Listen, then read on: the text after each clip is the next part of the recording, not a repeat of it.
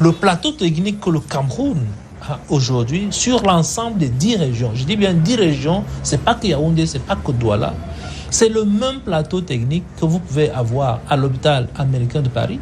C'est le même plateau technique que vous aurez au Canada, vous aurez aux États-Unis.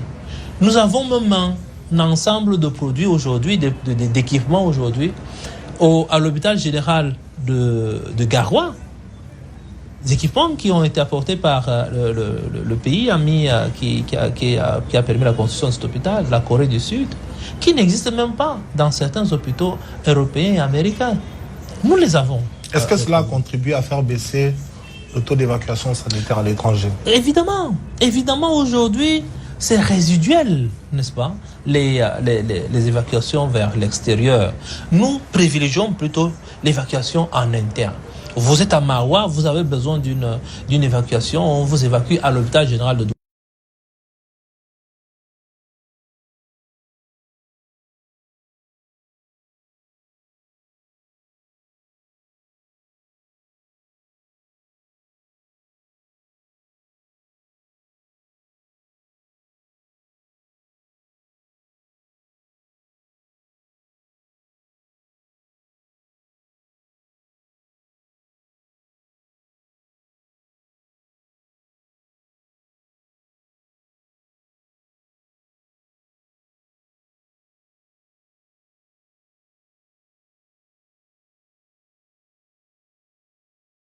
Qui sont mis dans les hôpitaux camerounais souffrent leur manque d'efficacité.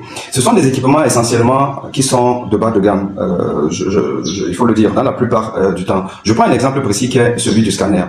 Les scanners qui sont inaugurés à grande pompe par le ministère de la Santé, par le ministre de la Santé, sont en général des scanners de 8, 16, exceptionnellement 64 barrettes. Le barrette, c'est quoi? Le barrette, c'est un peu, pour donner un peu une image, c'est la capacité d'un appareil à faire des tranches de saucisson. Vous avez un saucisson, et dans ce saucisson, vous avez besoin de rechercher un asticot qui a 1 cm. Si vous prenez un appareil qui découpe que des tranches de 2 cm ou de 3 cm, la probabilité d'avoir l'asticot est plus faible que si vous avez un appareil qui découpe 0,5 cm. C'est-à-dire que moins que la dimension même de l'asticot. Et donc, aujourd'hui dans le monde, et même dans les hôpitaux privés, les structures privées au Cameroun, vous trouvez les 64 et 128 barrets. Il faut avoir 64 au moins, voire 128 barrets pour être efficace en termes diagnostiques. Et ces scanners qui sont inaugurés à grande pompe ont officiellement coûté le prix des 128 barrets.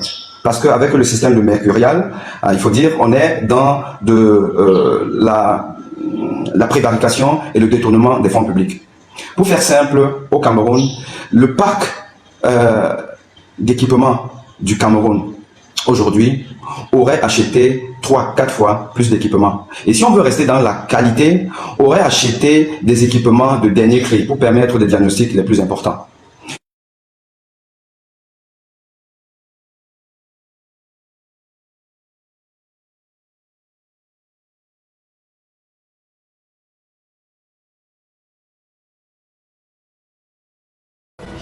Le plateau technique que le Cameroun a aujourd'hui sur l'ensemble des 10 régions, je dis bien 10 régions, c'est pas que Yaoundé, c'est pas que Douala, c'est le même plateau technique que vous pouvez avoir à l'hôpital américain de Paris. C'est le même plateau technique que vous aurez au Canada, vous aurez aux États-Unis. Nous avons même un ensemble de produits aujourd'hui, d'équipements aujourd'hui, à l'hôpital général de Garoua, des équipements qui ont été apportés par le pays ami qui a permis la construction de cet hôpital, la Corée du Sud, qui n'existent même pas dans certains hôpitaux européens et américains. Nous les avons. Est-ce que cela a contribué à faire baisser le taux d'évacuation sanitaire à l'étranger? Évidemment. Évidemment, aujourd'hui, c'est résiduel, n'est-ce pas, les évacuations vers l'extérieur. Nous privilégions plutôt l'évacuation en interne. Vous êtes à Maroua, vous avez besoin d'une évacuation, on vous évacue à l'hôpital général de Douala.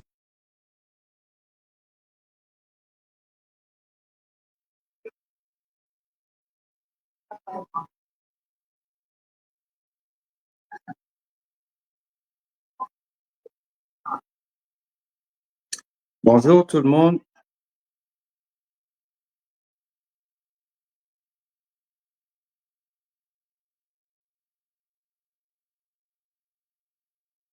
Bonjour, chers Camerounais, chers Africains, et merci d'être présents là aujourd'hui, cet après-midi, pour ce live dédié à l'offre de soins au Cameroun, à ce que le Cameroun permet comme soins médicaux. Et nous allons un peu décortiquer les déclarations du ministre de la Santé publique du Cameroun ces derniers jours. Il a donné une interview à la chaîne maison du RDPC, la CRTV, et ensuite il est passé tout à l'heure à Canal 2 dans l'invité de la semaine pour vanter les mérites de l'offre de soins au Cameroun, de l'hôpital camerounais et de ce que au Cameroun, on se soignerait même mieux que partout dans le monde. Oui, parce que M. Manaouda Malachi nous a fait comprendre que le Cameroun a des équipements médicaux qui n'existent même pas à l'hôpital américain de Paris, aux États-Unis ou au Canada, et que ces correspondants dans ces pays occidentaux se sont étonnés de la qualité de l'équipement qu'on trouve à l'hôpital du Cameroun. Et par exemple, à l'hôpital de Garoua, je crois l'hôpital référent de Garoua, qui a été, donc des équipements qui ont été offerts par leur partenaire, je crois de la Corée du Sud, et que ces équipements-là, les Américains n'ont pas ça, les Européens n'ont pas ça, l'hôpital américain de Paris n'a pas ça, le Canada n'a pas ça, mais on trouve ça au Cameroun. Bon, évidemment, quand on lit les commentaires des internautes qui sont des humains, qui sont des Camerounais, voilà, quand on lit les commentaires, je pense que nous conviendrons que l'essentiel de ces commentaires, je dirais 99% des Camerounais considèrent que ce ministre est un rigolo. Voilà. Voilà un peu ce qui ressort de l'aperçu qu'on peut avoir du ressenti des Camerounais. De dire qu'au Cameroun, on se soigne mieux qu'en France, qu'aux États-Unis, qu'au Canada et partout ailleurs, parce que on sait que la qualité de soins dépend pour beaucoup, j'ai envie de dire pour l'essentiel, de la qualité des équipements. Oui, parce que la médecine aujourd'hui, elle est assez technique, elle est faite de beaucoup d'imagerie. Voilà, parce que le corps humain est complexe. Le corps humain est si complexe qu'il faut aller dans les méandres de ce corps.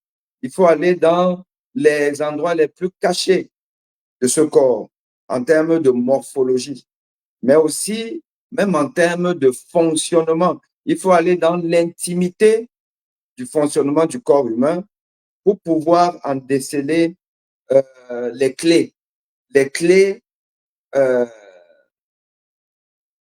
pour ouvrir la porte d'entrée de l'organisme. Or, il y a plusieurs clés parce que le corps humain, c'est un labyrinthe. Vous avez la clé principale et quand vous entrez, vous avez plusieurs portes à ouvrir pour aller au fin fond de l'intimité de ce corps humain et trouver la réponse à la question de savoir pourquoi la personne est malade, de quoi elle souffre. C'est un peu comme les poupées russes. C'est un peu comme les montagnes russes. Quand vous pensez que vous avez la solution, l'évolution de la maladie vous renseigne sur ce que non, vous n'avez pas encore la solution. Il faut encore chercher. Et si la médecine a connu des bons, si l'espérance de vie a reculé, c'est-à-dire qu'on vit de plus en plus vieux et de plus en plus en meilleure santé étant vieux, si on le fait, c'est parce que la médecine a connu des progrès. Et la médecine a connu des progrès parce que la recherche médicale a connu des progrès. On ne peut pas dissocier le soin à la recherche. Et on sait que la recherche demande des préalables, des prérequis. Il faut des hommes amoureux de la recherche pour s'y impliquer. Il faut des moyens pour faire de la recherche. C'est-à-dire qu'il faut investir pour faire de la recherche. Laquelle recherche va adresser des questions précises sur comment je fais pour mieux faire des diagnostics. Ce que je ne savais pas diagnostiquer hier, je dois pouvoir le diagnostiquer aujourd'hui et faire davantage demain. Ça, c'est la recherche médicale qui nous le permet.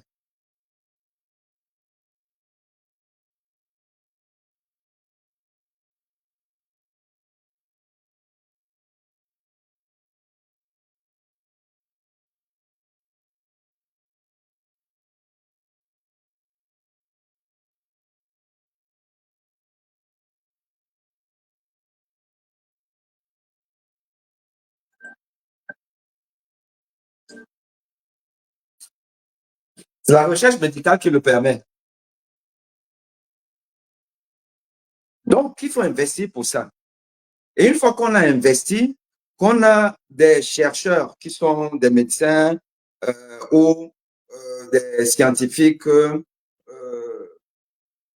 des sciences apparentées à la médecine, les biologistes, les radiologues, les chimistes, les mathématiciens et autres, vont donc associer leurs efforts pour arriver à répondre aux besoins du corps humain. Bon. Et donc, on va donc créer des outils diagnostiques qui vont permettre de mieux soigner les malades. Et évidemment, celui qui investit de l'argent dans la promotion, dans la recherche des outils diagnostiques plus performants, tels que, par exemple, le scanner que vous connaissez, l'IRM, le PET scan,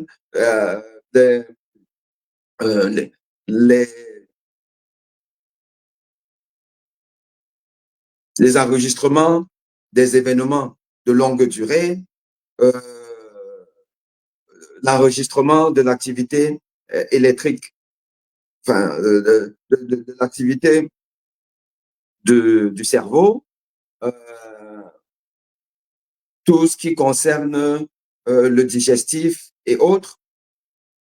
Ceux qui investissent là-dedans, c'est pas des gens virtuels, c'est les États. C'est les États qui investissent dans des centres de recherche pour améliorer l'imagerie médicale. Et en général, cet investissement dans la recherche fondamentale, dans la recherche appliquée, aboutit souvent à la reconnaissance des chercheurs. Et la première reconnaissance qui existe, c'est-à-dire que la plus prisée, la mieux reconnue, celle qui met d'accord tout le monde, c'est le prix Nobel. Le prix Nobel en médecine, le prix Nobel dans les sciences fondamentales, le prix Nobel dans les sciences dures, le prix Nobel dans les sciences humaines et tout, consacre en fait la recherche dans un domaine par des équipes. Et donc, il se trouve que en dehors des domaines tels que la paix ou la littérature, l'Afrique ne connaît pas de prix Nobel. Donc, il n'y a pas un prix Nobel rattaché aux sciences dures, à la médecine, décerné à un Africain. Les Américains dominent ce domaine de la consécration de la recherche scientifique.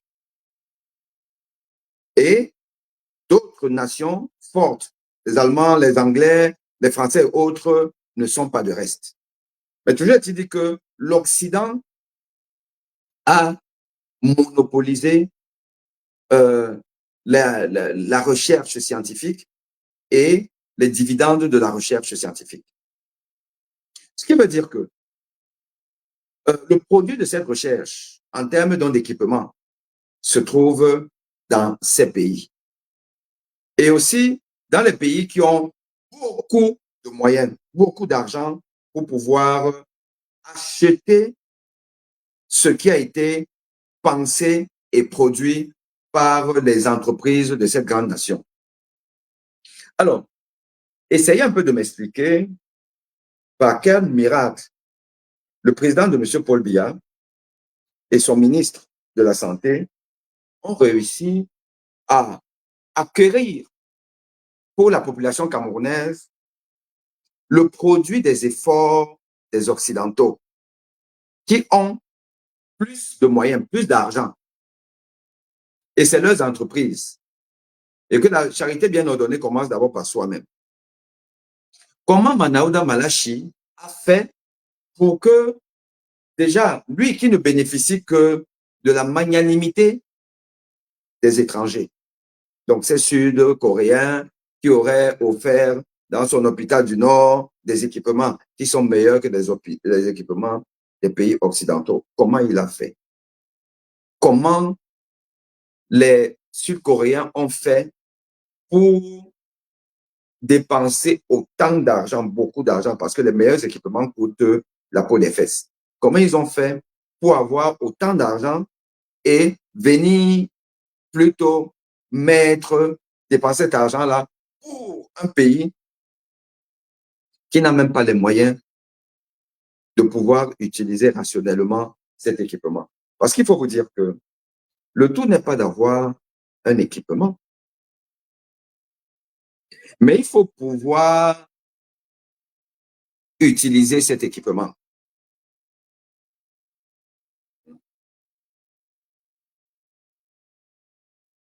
Il faut pouvoir utiliser cet équipement. Oui, bonjour. Oui, vous êtes là? D'accord.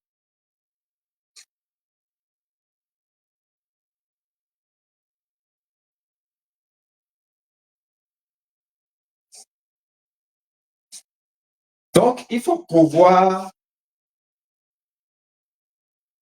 utiliser un équipement. Et un équipement de qualité, un équipement pointu, exige un certain nombre de préalables, un certain nombre de conditions à remplir. Donc, il faut un environnement atmosphérique approprié. Les équipements fabriqués par les Occidentaux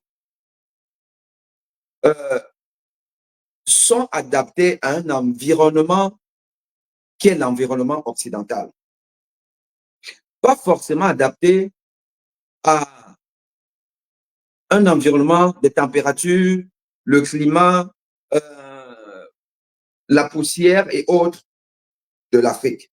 Ça, c'est ce qu'on oublie souvent.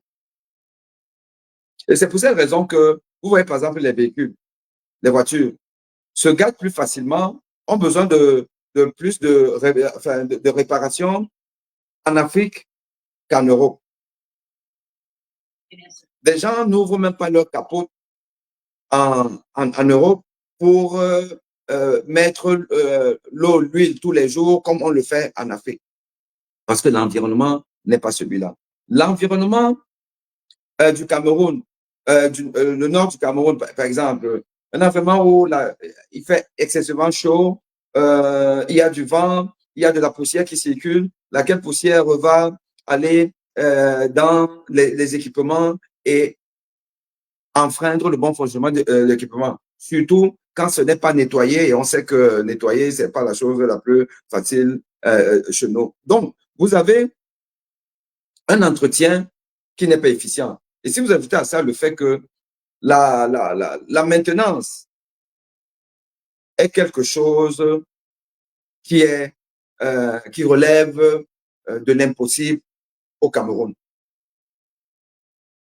Les hôpitaux camerounais ne savent pas ce que c'est que la maintenance. Excusez-moi, je prends un colis et je vous reviens.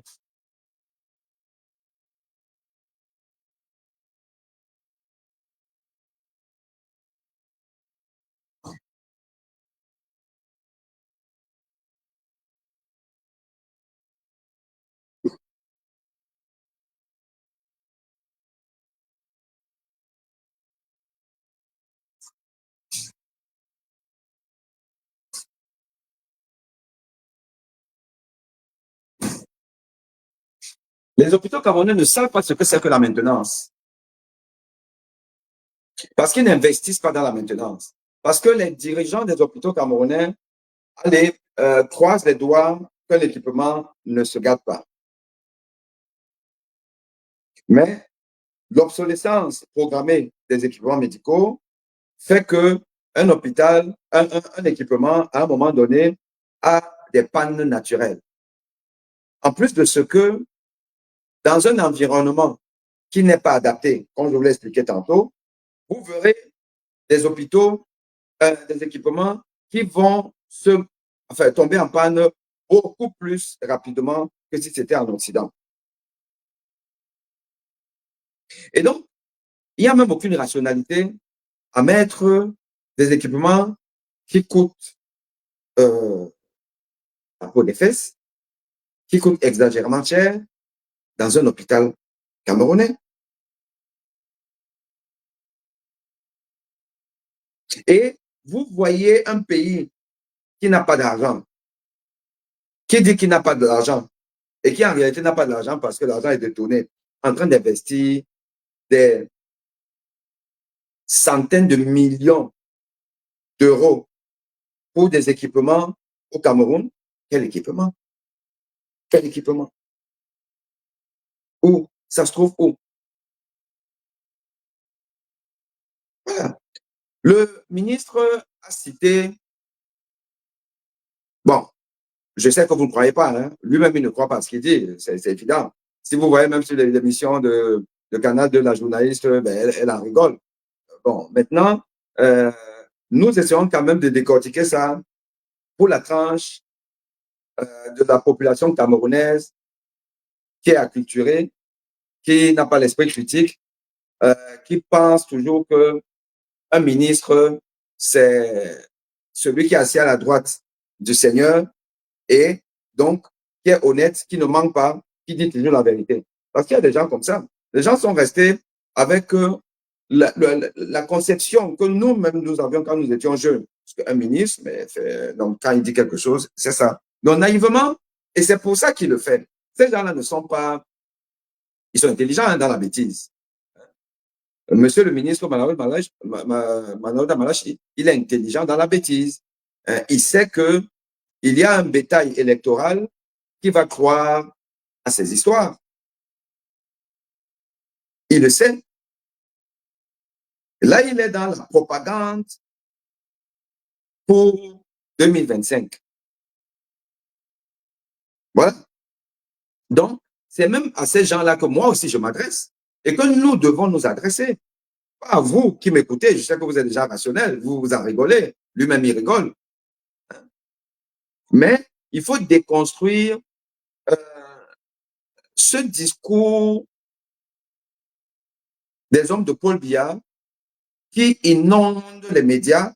Ce n'est pas par hasard qu'il a demandé à Canal de venir l'interviewer pour passer aujourd'hui dimanche, en sachant que la CRTV avait déjà, je crois la veille et tout, sorti aussi sa part d'ânerie. de ce ministre assez incompétent qui ne sait même pas qu'un gynécologue, un chirurgien, qu'un gynécologue a le droit d'opérer. Vous avez vu sa sortie c'était peut-être l'année dernière, où il s'est donné un spectacle. Parce que là, il pense souvent que bon, là, ça va cartonner, je vais finir le peuple, alors qu'il est dans la bêtise. Donc, il s'est fait filmer quand il interpellait de manière irrespectueuse un gynécologue, c'est-à-dire un spécialiste en médecine, en disant tu es gynécologue, tu es chirurgien. Tu es gynécologue, tu es chirurgien. Non, tu es gynécologue, tu es chirurgien. Que je suis gynécologue, puisque il est d'abord gynécologue. Bon, allez, tu opères alors que tu es gynécologue. Voilà un ministre, tout un ministre, qui ne sait pas que la gynécologie obstétrique est une spécialité médico-chirurgicale. Ministre de Paul Biya, chef de l'État depuis 42 ans, qui lui-même ne peut pas s'éduquer, ne peut pas s'instruire. Paul Biya ne peut pas s'instruire pour savoir que je dois mettre des gens compétents à des postes régaliens. La santé publique. Il y a quoi de plus important que la santé publique? Il va prendre un philosophe parce qu'il nous dit qu'il a un diplôme, enfin PhD qui veut dire philosophe, docteur en philosophie, mais en fait, c'est une appellation anglo-saxonne pour dire que vous êtes un docteur. Il va prendre donc quelqu'un qui va écrire devant son nom chaque fois docteur. Parce que il y a une partie du peuple qui pense que le fait d'avoir DR devant ton nom, ça veut dire que tu es docteur. Et en général, quand on dit docteur, on pense à la médecine. Et en plus, quand on te nomme ministre de la Santé et tu as DR devant toi, ça veut dire que tu es médecin. Et le Malachi s'est lui-même pris à rêver qu'il est devenu docteur en médecine, au point de jouer au docteur en allant dans un hôpital où on lui montre les radios. Je vais un peu retrouver ça. Si je peux retrouver et vous montrer. Malachi joue au docteur.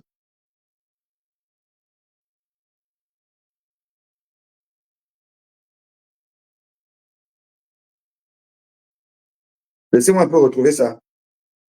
Le docteur Malachi.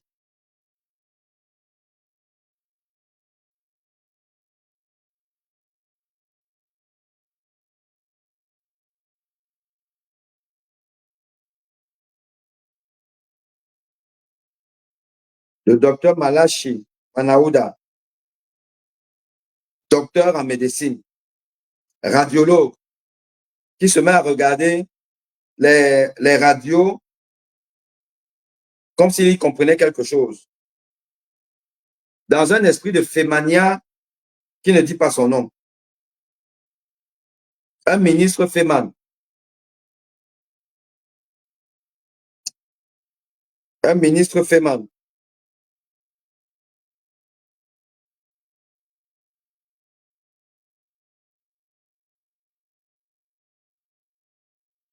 Voilà.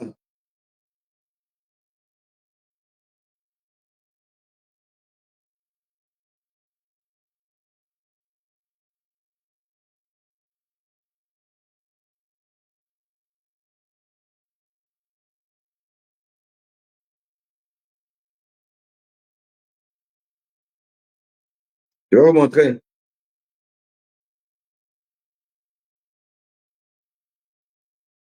Manaouda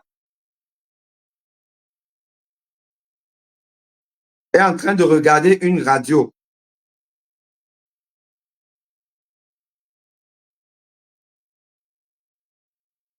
Manaouda Malachi, il regarde une radio pulmonaire. Enfin, c'est une radio, trois radios pulmonaires, radio. Il faut que je regarde, c'était même une radio quoi? Non, non, voilà. Je crois que c'était une radio d'un membre de l'os, Manaouda. Et il est en train de regarder hein, attentivement. Vous voyez un médecin, là, je ne sais pas quel médecin c'est, ou c'est le médecin chef de l'hôpital, ou c'est quoi, qui lui montre la radio.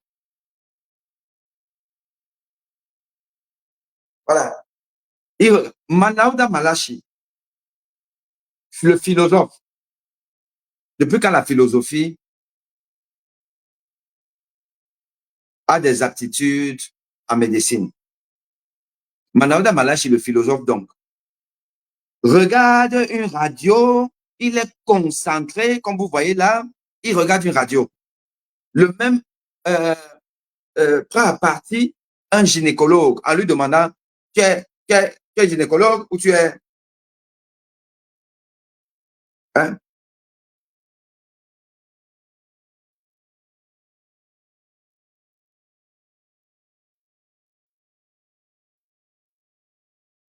Donc,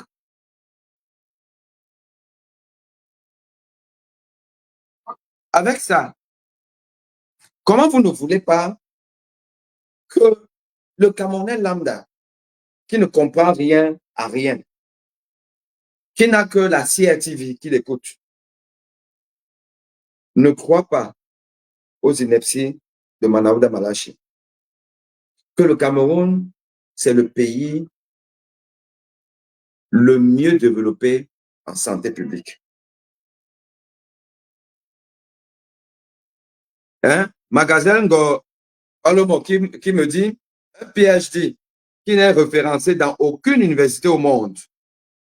Tous ses camarades de l'université sont morts juste après sa nomination. Personne ne témoigne avoir été son camarade de promotion. Une imposture qui ne s'explique. Manaouda Malachi, détenteur de faux diplômes.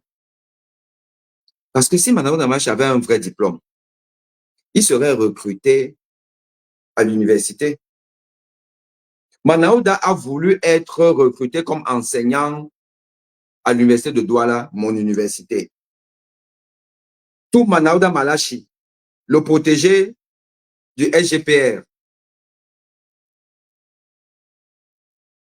c'est-à-dire l'homme qui a la délégation de signature.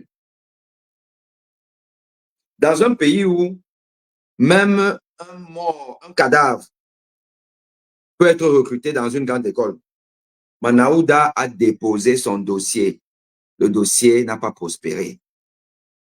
Parce que dans le dossier de Manaouda, il n'y avait rien de sérieux. Manaouda. Et on continue à l'appeler docteur Manaouda Malachi. Dans un pays sérieux, Manaouda Malachi est au bureau d'accueil d'un ministère, au bureau du courrier d'un ministère, Manaouda Malachi. Une imposture qui ne dit pas son nom. Mais c'est lui qui est le ministre de la Santé publique au Cameroun, qui ne sait pas qu'un gynécologue opère. Paul Biya, vous n'avez même pas honte. Vous n'avez même pas honte, monsieur Paul Biya. Quelle médiocrité, quelle médiocrité. Voilà donc un monsieur qui amuse les Camerounais. Et nous, ça nous amuse, ça vous amuse. Non, ça ne doit pas vous amuser, peuple camerounais. Peuple camerounais, c'est parce que chaque jour qui passe, la bande à Paul Biya insulte le Cameroun. Chaque jour qui passe, la bande à Paul Biya insulte le Cameroun. Parce que quand les étrangers entendent ce genre d'ineptie, que le Cameroun est le meilleur pays en termes d'offres de soins de santé au monde. Parce que quand on dit qu'il y a des équipements au Cameroun qu'il n'y a même pas ailleurs, ben, vous comprenez qu'il y a un problème. Allons réécouter ça pour ceux qui viennent peut-être de rentrer dans le truc. Réécoutons ce que Manaouda nous dit. Réécoutons. Le plateau technique que le Cameroun a aujourd'hui sur l'ensemble des 10 régions, je dis bien 10 régions, c'est pas que Yaoundé, c'est pas que Douala, c'est le même plateau technique que vous pouvez avoir à l'hôpital américain de Paris. C'est le même plateau technique que vous aurez au Canada, vous aurez aux États-Unis. Nous avons même un ensemble de produits aujourd'hui, d'équipements aujourd'hui, à l'hôpital général de Garoua. Des équipements qui ont été apportés par le pays ami qui a permis la construction de cet hôpital, la Corée du Sud, qui n'existent même pas dans certains hôpitaux européens et américains. Nous les avons. Est-ce que cela a contribué à faire baisser le taux d'évacuation sanitaire à l'étranger? Évidemment. Évidemment, aujourd'hui, c'est résiduel, n'est-ce pas, les évacuations vers l'extérieur.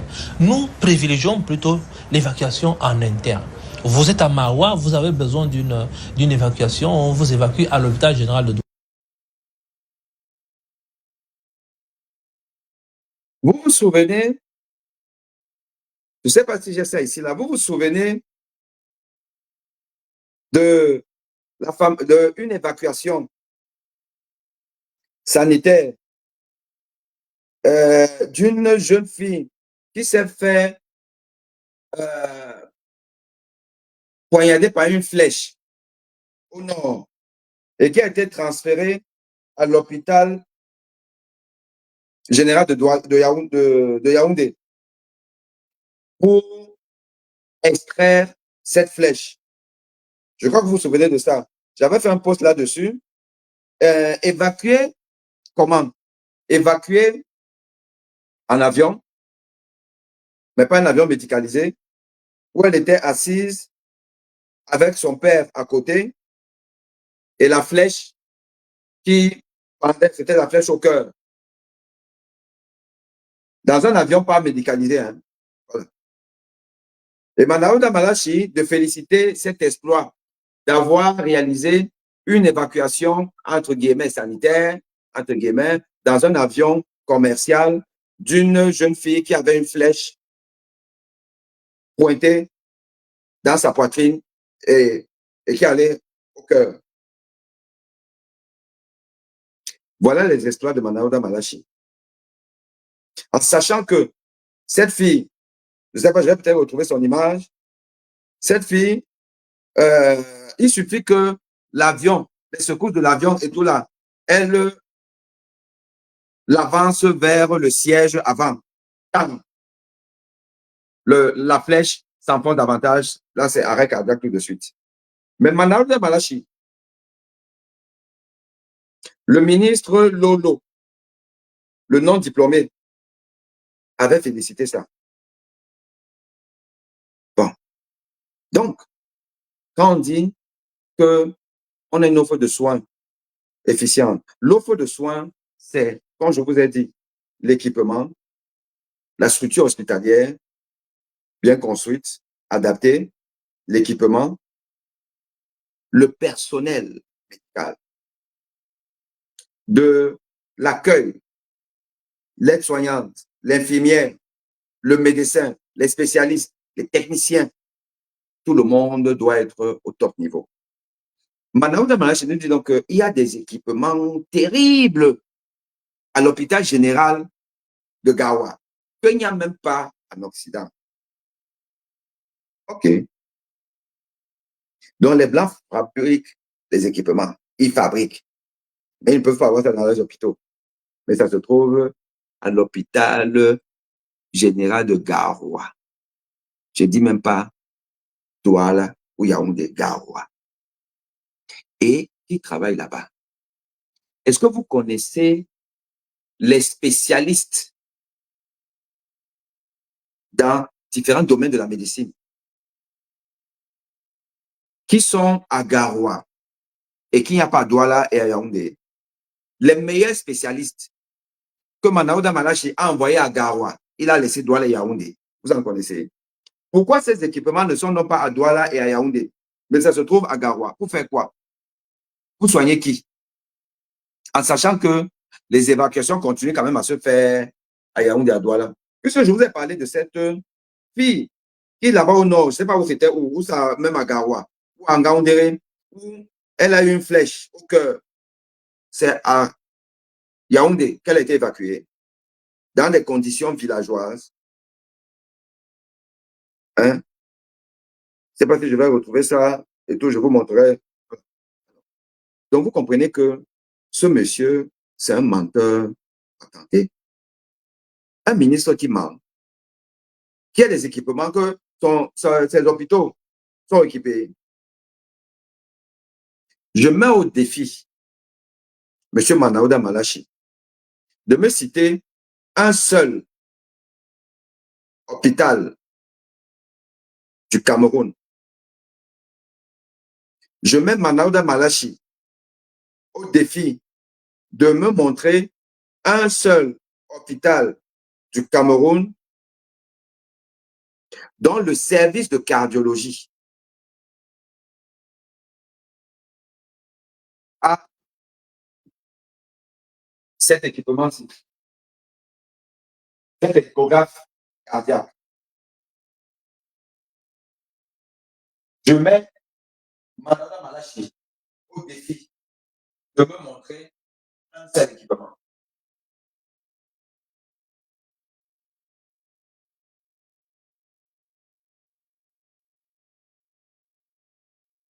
Je vais vous montrer quelque chose.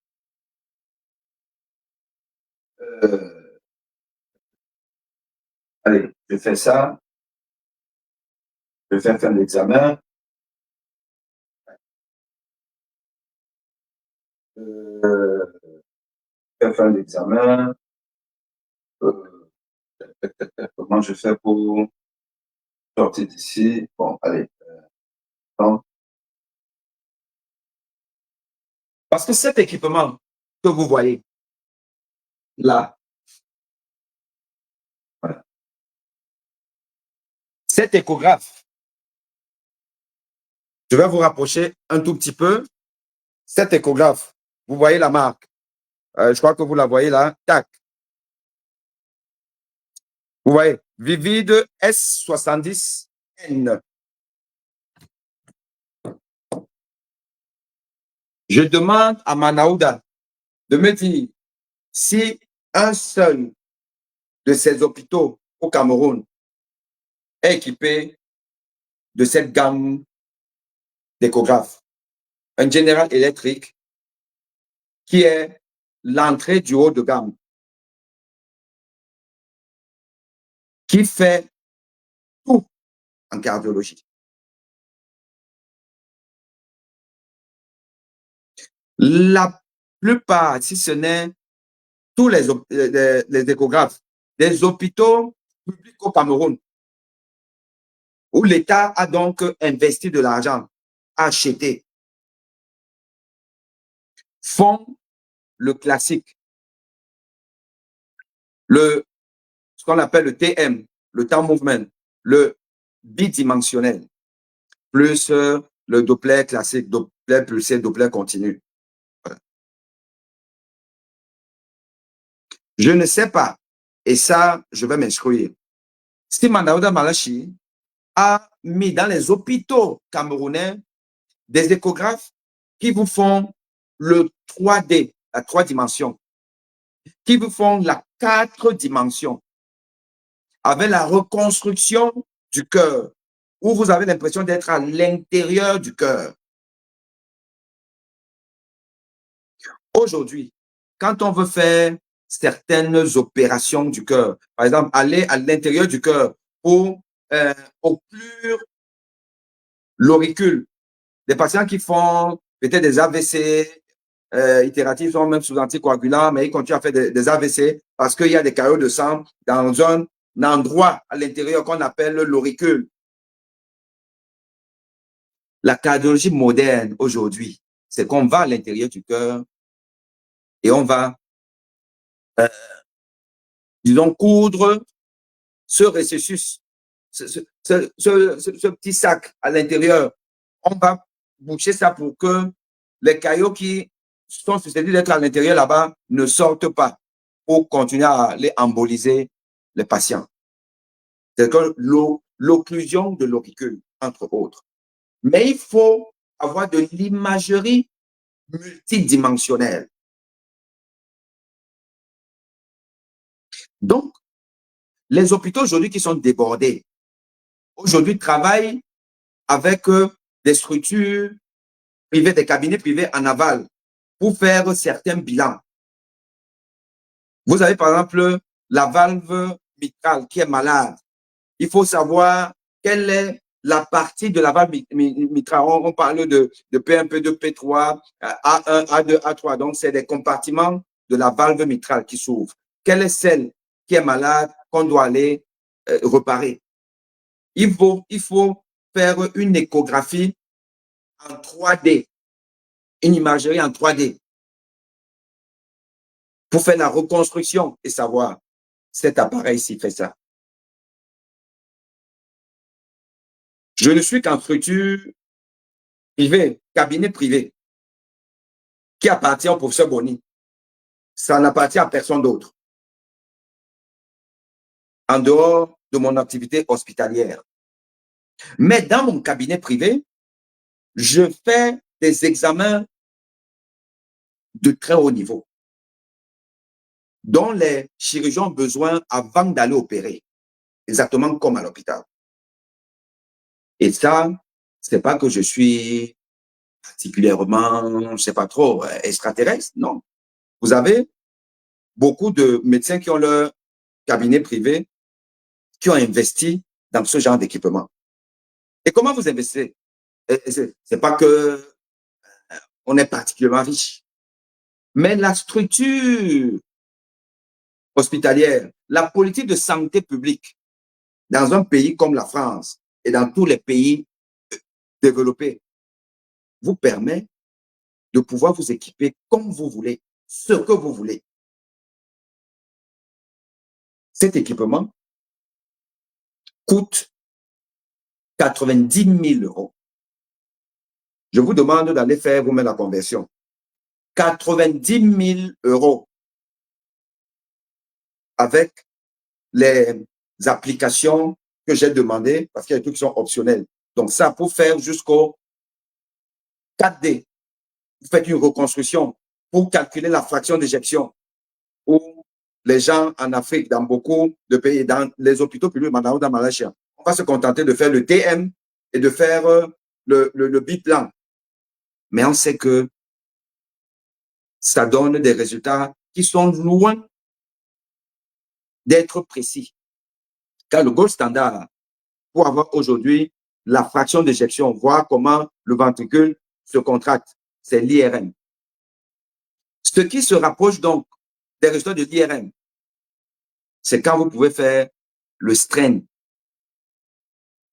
Vous pouvez faire donc la 3D et encore la 4D.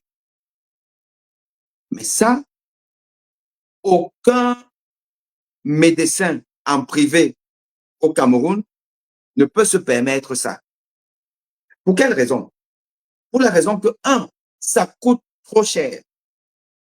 Et il n'y a pas de système de crédit au Cameroun pour les médecins. Donc, quand vous voyez un médecin dans une structure privée au Cameroun, il se débrouille avec ses revenus personnels. Il va trouver ça où? Soyons sérieux.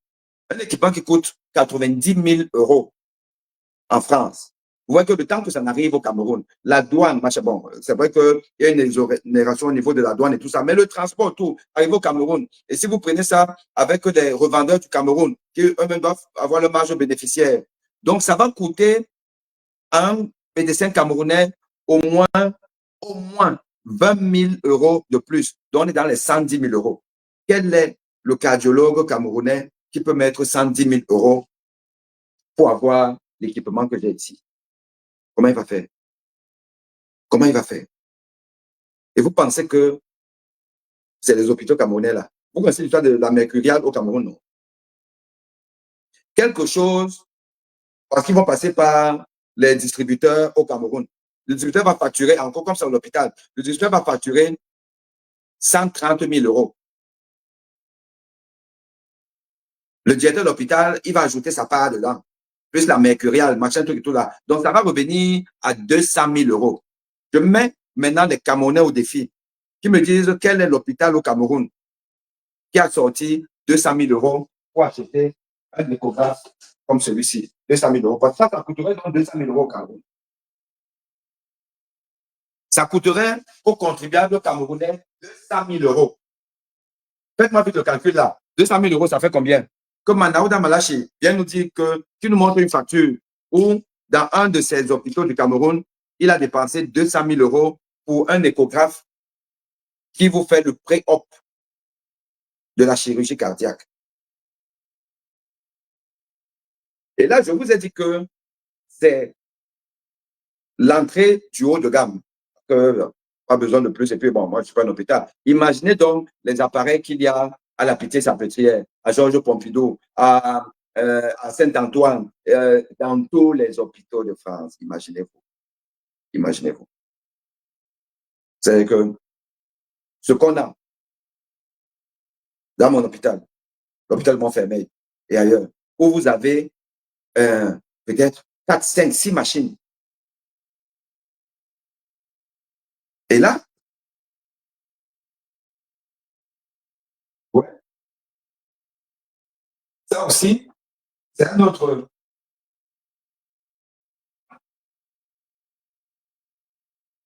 échographe. Ça, c'est un autre échographe. Un Esaopt. Toujours fonctionnel. Parce que vous ne pouvez pas vous permettre d'avoir une panne et machin, truc et tout. Donc, 2 échographes dans un cabinet de cardiologie en France. Pourquoi? Parce que vous prenez le crédit comme vous voulez. Les labos courent après vous. Vous faites ce que vous voulez. Et parce que ce que vous prenez rentre dans vos charges. C'est que c'est l'argent que l'État allait prendre. Mais l'État vous donne ça parce que il faut vous équiper pour bien soigner les malades. Donc, on prend ce qu'on veut, quand on veut. Au bout d'un certain temps, on balance, on reprend un autre. Il faut savoir se faire plaisir. Est-ce que les médecins se font plaisir au Cameroun? Est-ce qu'ils ont les moyens de se faire plaisir et de rendre service aux malades? Manaouda Malachi veut mentir qui? Faites le tour des hôpitaux camerounais. Allez regarder les équipements. Quand on vous dit qu'il y a un scanner, le scanner est en panne 1 jour sur 2. Pourquoi? Parce que déjà, c'est un scanner qui a été acheté dans des acrobaties, qui n'est pas un scanner neuf. Et dont la maintenance est questionnable. Et ensuite, c'est un scanner déjà tellement vieux qu'à l'époque, on utilisait les scanners de 8, 16, 32 barrettes. C'est ça que Manaouda Malachi va prendre, on ne sait pas trop où, pour venir équiper les hôpitaux camerounais. Le barrette, c'est quoi? Je vais vous faire réécouter mon interview à ma chaîne préférée Equinox, qui date déjà de quelques années. Et quand un journaliste camerounais, Sismondi Barlet Bichoka, avait repris en parlant de moi et de ce qui m'est arrivé, c'est un peu différent ce qu'il a dit sur certains points, mais le fait est que c'est lui qui m'a même ravivé cet épisode-là où je suis reparti donc sur les réseaux sociaux YouTube et j'ai retrouvé cette interview que j'avais donnée à Equinox. Écoutez. Ils sont mis dans les hôpitaux camerounais, sauf leur manque d'efficacité. Ce sont des équipements essentiellement qui sont de bas de gamme, il faut le dire, dans la plupart du temps. Je prends un exemple précis qui est celui du scanner. Les scanners qui sont inaugurés à grande pompe par le ministère de la Santé, par le ministre de la Santé, sont en général des scanners de 8, 16, exceptionnellement 64 barrettes. Le barrette, c'est quoi? Le barrette, c'est un peu, pour donner un peu une image, c'est la capacité d'un appareil à faire des tranches de saucisson. Vous avez un saucisson et dans ce saucisson, vous avez besoin de rechercher un asticot qui a 1 centimètre. Si vous prenez un appareil qui découpe que des tranches de 2 cm ou de 3 cm, la probabilité d'avoir l'asticot est plus faible que si vous avez un appareil qui découpe 0,5 cm. C'est-à-dire que moins que la dimension même de l'asticot. Et donc, aujourd'hui dans le monde, et même dans les hôpitaux privés, les structures privées au Cameroun, vous trouvez les 64 et 128 barrets. Il faut avoir 64 au moins, voire 128 barrets pour être efficace en termes diagnostiques. Et ces scanners qui sont inaugurés à Crampon ont officiellement coûté le prix des 128 barrets. Parce qu'avec le système de Mercurial, il faut dire, on est dans la prévarication et le détournement des fonds publics. Pour faire simple, au Cameroun, le parc d'équipement du Cameroun aujourd'hui aurait acheté 3-4 fois plus d'équipements. Et si on veut rester dans la qualité, aurait acheté des équipements de dernier cri pour permettre des diagnostics les plus importants.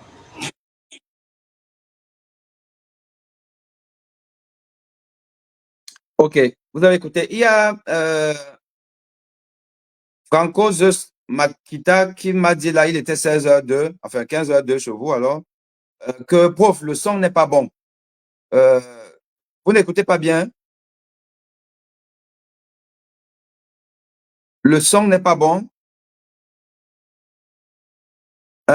Dites-moi, écrivez quelque chose. Est-ce que vous ne m'entendez pas?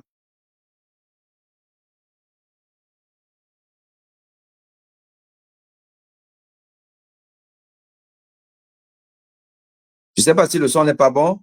Ok. Claudie dit que le son est bon. Donc, chers amis, les scanners au Cameroun,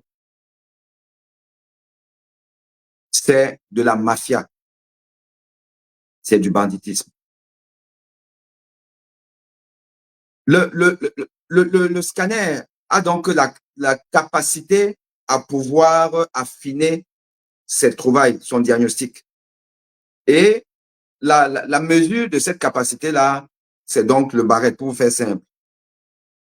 Donc, plus on monte en barrette, plus on affine les coupes que le scanner peut découper, enfin les tranches que le scanner peut découper. Et plus on coupe de manière fine, plus on trouve à l'intérieur quelque chose, la chose qu'on cherche. Je dis encore, autant je vous ai parlé de l'échographe cardiaque, on peut parler des autres échographes, où je dis que comme Manaouda me montre un hôpital général de référence du Cameroun, où lui, il a mis un appareil qui coûte en France 90 000 euros et qui, ramené au Cameroun, serait au minimum à 110 000 euros.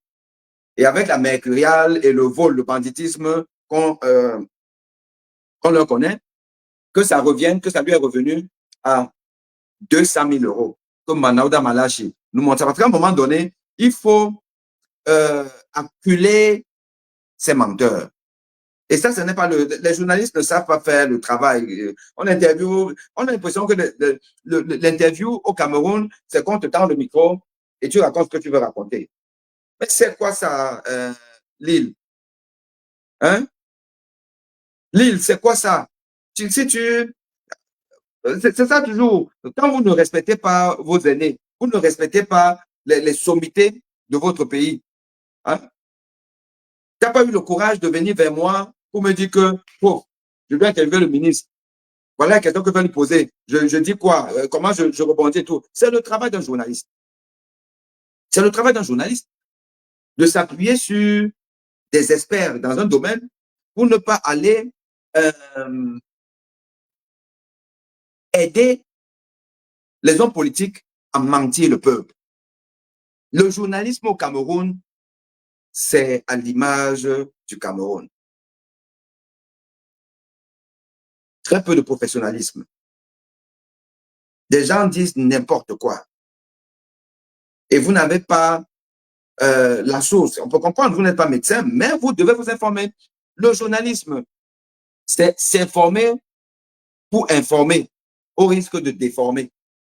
Et là, vous permettez à un ministre bonimenteur, un Feman sans diplôme, de venir mentir une partie du peuple camerounais acculturé. Une interview, vous avez vu comment certains journalistes, et je prends Ruta Elkref de BFM, je prends David Poujadas, LCI, comment ils ont interviewé Raoul, le professeur Raoul. Ils ont mis professeur Raoul en difficulté parce que les gars connaissent leur dossier. Un journaliste, le journalisme, ce n'est pas le journaliste Lolo du Cameroun. Le journalisme, bon, il y a des journalistes qui sont compétents au Cameroun, hein, je ne me permettais pas de dire que, voilà. Mais les journalistes sont tellement fins. Donc, ils sont obligés de raqueter à gauche, à droite. Ils n'ont même pas le temps d'apprendre, de lire, de s'instruire, de se documenter. Quand on va interviewer un ministre de la Santé, on sait que c'est un ministre menteur. Mais on passe une semaine à potasser, à potasser. Et on sollicite, parce qu'un journaliste a un carnet d'adresse, on sollicite pas les médecins aussi lolo, les médecins du pouvoir. On sollicite les médecins qui ont une certaine liberté d'expression. On dit que bon, je vais dire quoi? Ici, là, si m'amène ici, là, je fais comment? Je rapplique comment? Je fais comment et tout ça là? Parce que vous êtes au service d'un peuple. Mais c'était, ben, j'ai pas le lien ici, là, je vous dirai, mais vous pouvez voir ça. L'invité de la semaine, aujourd'hui, sur Canal 2, c'était un ministre Manada Marachi. Il racontait ses bêtises. On ne lui demande même pas que, ben, ministre, vous dites que les équipements au Cameroun aujourd'hui, on n'a pas besoin. Je m'étonne comment les gens peuvent partir à l'Europe, être évacués pour faire des scanners, pour mettre le pacemaker, pour mettre le truc là. Là, je ne dis pas que, ben, ministre, vous risquez d'être viré là demain. Ben, le premier des Camerounais, ben, il sort de 49 jours, non, de quelque part. Hein? Et que tel qu'on l'a vu là, ben, on n'a pas l'impression qu'il était juste aux Jeux Olympiques à Paris. On a l'impression qu'il sort justement hein, d'une hospitalisation bien dosée. Hein? Mais monsieur le ministre, mais dans ce cas alors, faites rapatrier le papier du Sénat. On nous dit qu'il est à l'hôpital américain. Mais vous savez, on est plus équipé que l'hôpital américain. Hein? Vous-même, vous l'avez dit. Mais comment se fait-il que tous nos gens vont finir notre argent à l'hôpital américain? Mais je demandais, l'île Piedjou. L'île Piedjou. C'est quel journalisme ça? C'est quel journalisme? Moi, je ne comprends plus rien. On comprendra encore si c'était le journaliste de la CRTV. Puisque au moins, eux, ils assument qu'ils sont du pouvoir. Ou Vision 4, ils assument, on a compris. Mais à partir du moment où Canal 2 ne veut pas assumer que eux, ils sont du pouvoir, mais faites au moins le boulot. Faites le boulot. C'est quand même incroyable. C'est une hostilité à la nation. Et je vais terminer, au moins ce premier jet pour laisser moi intervenir. C'est une hostilité à la nation que de laisser cet individu nous pomper l'air. Et vous avez vu, par exemple, son interview à la TRTV. Le portrait de Paul Biya, pas Paul Biya de maintenant, hein, quand il était encore jeune et beau. Le portrait de Paul Biya est bien, et toutes ces choses-là sont sciencées. C'est une communication politique à effet de préparer 2025. Pour dire au peuple acculturé, on vous a tout donné. Lui fait sa part. La santé, on vous a tout donné. La couverture santé universelle, elle est là. On a les hôpitaux. On a même les meilleurs hôpitaux qu'en Europe. Donc, ne dites pas que vous voulez l'évacuation. Soignez-vous ici, là. Mais pendant ce temps, lui, comme son collègue d'avant, qui est allé soigner sa main en Suisse, le président de la République, tout le monde se soigne là où les hôpitaux sont moins équipés, moins bons que chez nous. Eux, ils se soignent là-bas. Nous, on se soigne ici, là. Donc, si nous laissons ces gens-là raconter ce genre de choses, nous insulter, enfin, ils nous insultent. Ils se disent que, allez, on vous emmerde. OK? On peut se permettre tout. On appelle nos journalistes, voilà, qui nous donnent juste le micro. Allez, on vous balance ça et vous n'avez rien à dire. Peuple camerounais, si vous ne vous révoltez pas, vous allez die. Vous allez die. Parce que la maladie, hein, c'est pas compliqué. La maladie, on ne manque pas la maladie. Si vous êtes malade, c'est pas parce que il va vous dire que non, vous avez tous les meilleurs équipements et tout ça, que vous allez arriver à l'hôpital, le mensonge va vous soigner. Le mensonge ne va pas vous soigner. Le taux de mortalité évitable au Cameroun est le plus élevé en Afrique à cause du boni menteur du ministre Manaouda Malachi. OK? Voilà. Donc, ce qui est arrivé à Longuin Longuin, la violence avec laquelle il a été malmené, c'est la même violence avec laquelle Manaouda Malachi nous raconte ses bêtises. Et nous ne pouvons pas accepter ça. Parce que nous sommes moqués dans le monde. Nous sommes moqués. Et quand je vois les blogueurs, les machins, tout là, monter sur Zach Mekwesa, alors qu'il n'a fait que dire la vérité, j'aimerais que ces blogueurs-là, ces gens-là fassent aussi les lives pour décortiquer Manaouda Malachi. Parce qu'il ne faut pas être médecin pour comprendre que ce bonhomme-là, il est pathétique. Il est malade. Manaouda Malachi est un ministre malade. Il est malade. Il n'est pas normal. On a un président de la République qui est malade, qui a la maladie d'Alzheimer. On a vu ça aux États-Unis. On a un ministre de la Santé qui est malade, qui est malhonnête d'abord. Il n'a pas de diplôme. Il vient se faire appeler docteur. Et ensuite, il manque comme il respire. On ne peut pas accepter ça, les gars. On ne peut pas. Moi, je prends la parole.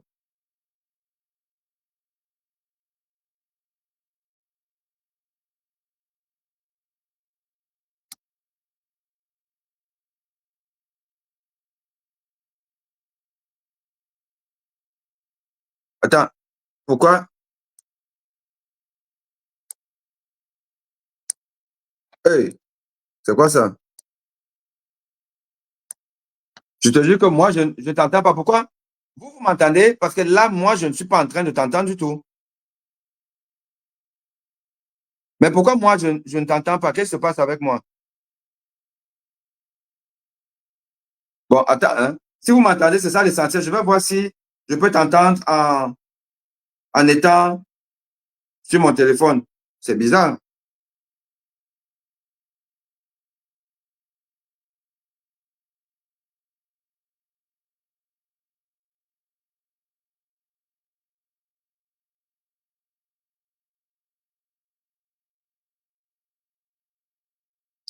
Vas-y, parle un peu.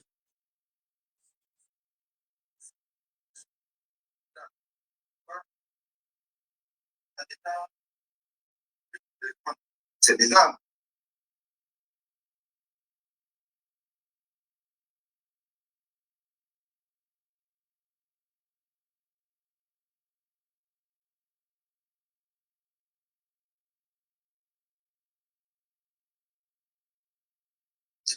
Vas-y, parle un peu.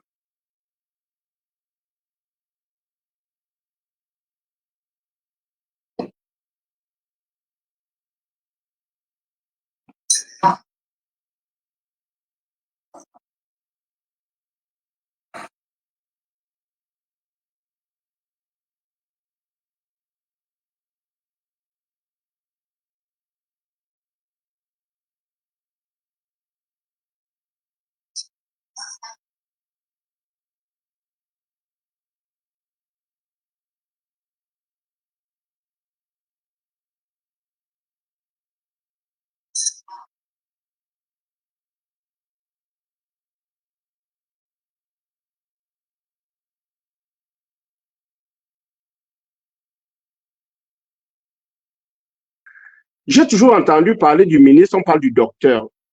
Comme je m'intéresse très peu aux gens, j'avais pensé que c'est un médecin. J'avais pensé en son temps. Mais c'est là, présentement, au live, que quelqu'un m'a... il y a une qui est en train de suivre le live qui m'a dit que non, il a un PhD de philosophie. Bon, de toute évidence, moi, j'accorde le bénéfice. Hein, je me dis, oui, il a fait ses études de philosophie. Mais ça veut dire qu'en étudiant la philosophie, tu dois comprendre que la philosophie et la médecine, c'est deux mondes vraiment différents. Ça ne veut pas dire qu'un philosophe ne peut pas être cultivé pour avoir quelques notions de médecine. C'est-à-dire pouvoir faire la différence entre un gynécologue et un chirurgien.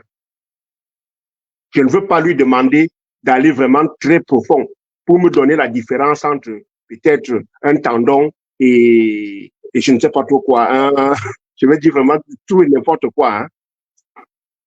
Mais il peut faire la différence entre un médecin de manière générale et un chirurgien qui a des aptitudes dans une branche bien spécifique de la médecine, qui est tout cet ensemble. De l'autre côté, alors, moi, j'ai envie de demander aux Camerounais de faire une révolution. Mais ce n'est pas aller dans la rue, non. Je ne suis pas partisan de cette méthode.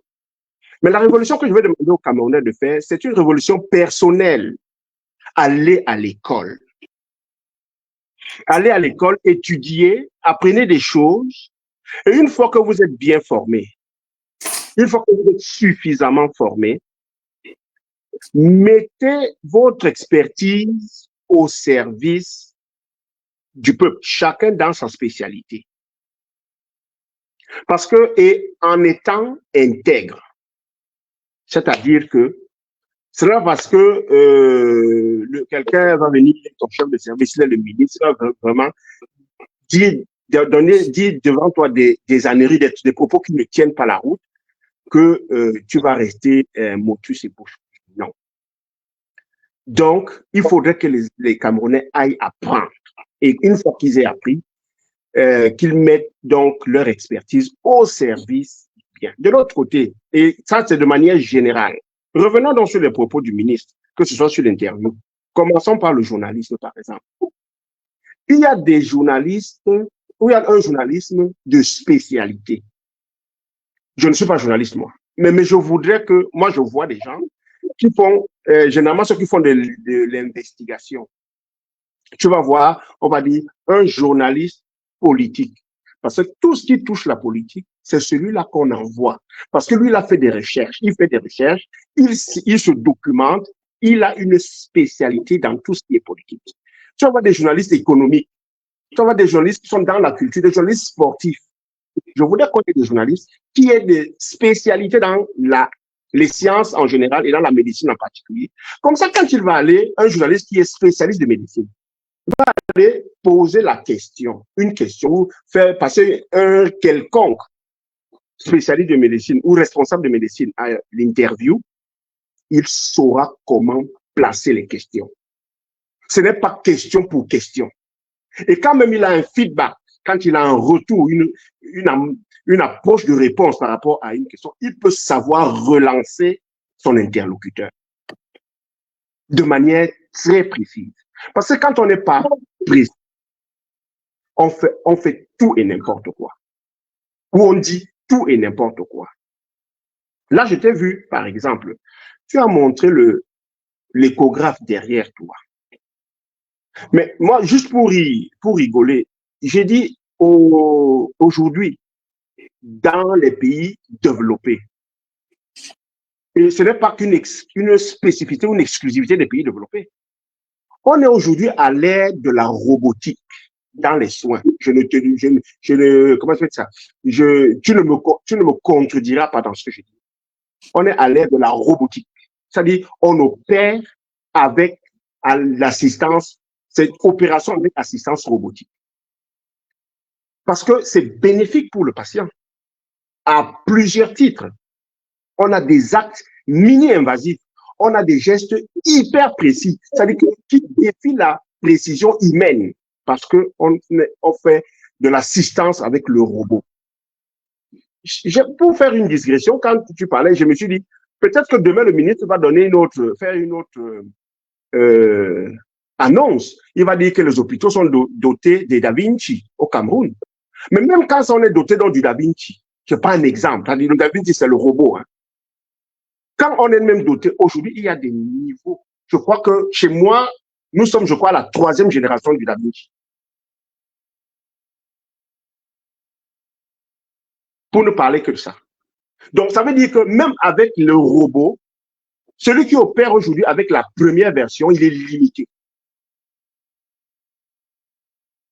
Donc, même dans l'évolution, c'est juste pour dire que l'évolution ne s'arrête pas, elle continue.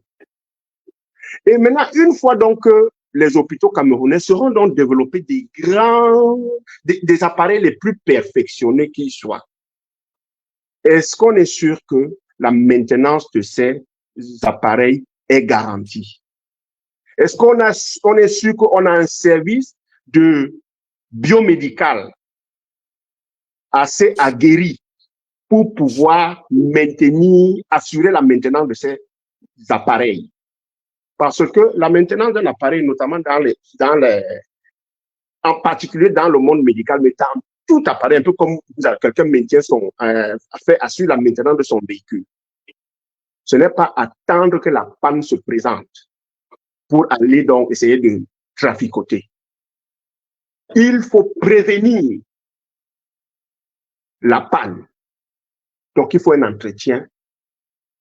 C'est-à-dire qu'il faut une fréquence d'entretien. Or, ce genre de choses nécessite des moyens. J'ai parlé de ressources, c'est-à-dire les ressources humaines, l'intelligence. Il faut maintenant des moyens, il faut des structures. Est-ce qu'on est sûr qu'au Cameroun, on a ça? Mais moi, je voudrais qu'on ait ça. Et le jour où je pourrais être sûr qu'on a ça au Cameroun, la première des choses, j'applaudirais les 2 mains. Et je pourrais marcher dehors en bombant, dire aux collègues que désormais, on ira au Cameroun. On ne verra plus les hôpitaux bateaux comme on a eu dernièrement à Douala, où la technologie est venue de Chine, logée dans un bateau, et il y a eu des milliers de Camerounais qui se sont rués vers ce bateau, alors qu'on a des hôpitaux qui sont construits, des hôpitaux de référence, dit-on. Je paraphrase le ministre. Des hôpitaux de référence hyper appropriés, hyper structurés et hyper équipés. Mais on a vu le monde, la ruée qu'il y a eu vers ce bateau médicalisé à Douala. Alors, c'est une chose et son contraire. C'est-à-dire que dans les dires, dans les déclarations, c'est une chose, mais dans les faits, on voit tout à fait le contraire. De l'autre côté, j'ai suivi un défenseur ou un militant du parti au pouvoir dans un débat sur une chaîne de télé. Je préfère taire le nom pour ne pas fâcher quiconque. Et il expliquait que le chef est parti se faire soigner à l'étranger par des Camerounais qui travaillent donc à l'étranger, donc des médecins camerounais qui travaillent à l'étranger. Et on essaie de lui demander, mais avec tout ce qu'il y a donc au Cameroun comme hôpitaux de référence, super équipés, le chef est quand même parti se faire soigner par des Camerounais à l'étranger. Et il a essayé de faire comprendre que c'est une question de confiance. Or, j'ai failli faire une embolie pulmonaire parce que on peut être super bien équipé. Hein. S'il y a une crise de confiance, on ne fait pas des soins. On ne soigne pas. Je ne sais pas si je dis une bêtise, mais c'est parce que la première chose, avant même d'arriver au côté financement de soins, la première condition, c'est d'établir une relation de confiance. Donc, s'il faut donc que les gens aillent, c'est-à-dire que les gens qui sont super bien placés, à cause d'une crise de confiance, vont se faire soigner à l'étranger, on devrait se poser des questions. qu'est-ce qu'ils ont fait pour ne pas mériter la confiance du médecin, même justement du médecin généraliste? Je ne parle pas de parler du médecin spécialiste. Qu'est-ce qui s'est passé pour qu'il y ait cette crise de confiance? On doit pouvoir se poser des bonnes questions. Donc, franchement, ça c'est juste un premier jet. Mais c'est pour dire que chez nous, il y a fort à faire. Il n'y a pas un domaine qui sauve l'autre ou qui permet au Cameroun de sauver la face. Donc, le Cameroun, c'est un vaste chantier et chacun devrait pouvoir apporter du tien. C'est ce que je peux dire pour ce premier jet. Très bien. En espérant Très que bien, j'ai... Gustave. Alors, l'un des volets de l'interview du ministre aujourd'hui, donc à l'invité de la semaine à Canal 2, et puis si quelqu'un a même le lien, il peut peut-être mettre ça entre le lien, parce que j'ai pas retrouvé rapidement le lien, et je pourrais montrer ça pour ceux qui n'ont pas écouté. Mais l'un des volets, c'est la couverture santé universelle. Le ministre, toujours dans ses envolées de propagande, qui nous rappelle aisément la propagande soviétique ou même du moboutisme. Voilà. Il nous a dit que la couverture santé universelle, elle est là, elle est effective, les gens se soignent, ils n'ont plus besoin d'aller ailleurs. Et que d'ailleurs, quand lui, il a dit que, écoutez, les gens dans les petits villages, donc, allez à l'hôpital de référence ou l'hôpital général de Saint-Mélima, par exemple. Les gens refusent, ils ne veulent pas après, ils s'interrogent et ils comprennent que c'est parce que les gens ont l'impression que quand on entend parler d'hôpital général, telle référence, c'est que c'est cher. Alors que l'accès aux soins aujourd'hui est facilité par la couverture santé universelle. Ils se soignent à vil prix. Voilà que l'État a mis en place les moyens et tout. La couverture santé universelle, c'est-à-dire que tout le monde peut se soigner, obéit à une logique qui exige un certain nombre de conditions à mettre ensemble. C'est la rencontre entre l'hôpital et son personnel et le malade. Une rencontre facilitée. Une rencontre où il n'y a pas de barrière. Car on sait que l'une des barrières de la prise en charge des malades, c'est le fait que l'accès aux soins est coûteux. Et les gens qui n'ont pas les moyens ne peuvent donc pas aller à l'hôpital.